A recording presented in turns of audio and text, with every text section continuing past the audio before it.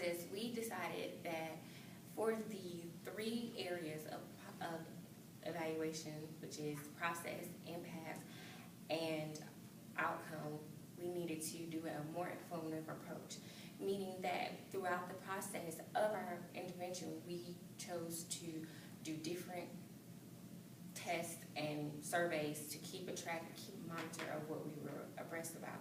So during the process, we were using different surveys, post-test, pre-test, to equivalate where our baseline was when we first started our implementation process, before we even go into what our focus group really felt was the most important, most needed, most effective.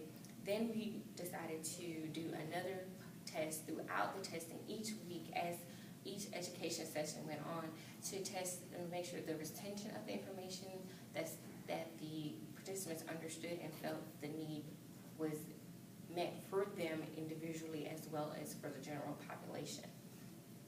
We chose to educate the caregivers on both the Alzheimer's disease and on just different stress techniques. So we have the yoga cycle staff. They perform yoga groups every Tuesdays and Thursdays monthly. We had education seminars on the Alzheimer's disease. We had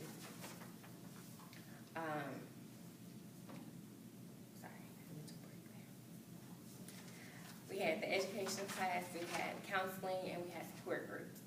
During each process, we had a pre-testing and a post-testing, using quantitative and qualitative testing to statistic testing to calculate and evaluate the process of each one.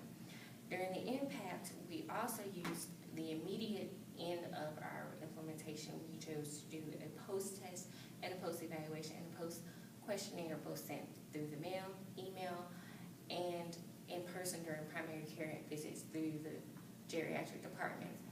We educated our staff and our interviewers to be informed and understanding of the ethical and consent forms and witnessing, so that we had no ethical or misunderstanding for our staff.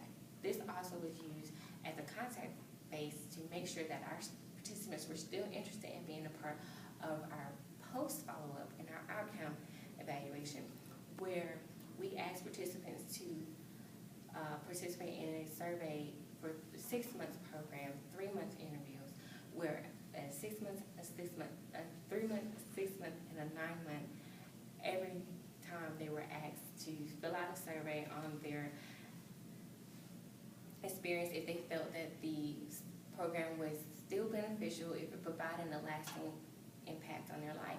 Because this type of intervention would not be something that you can measure initially. It was something that would take a while before you would actually see the products and the results of this.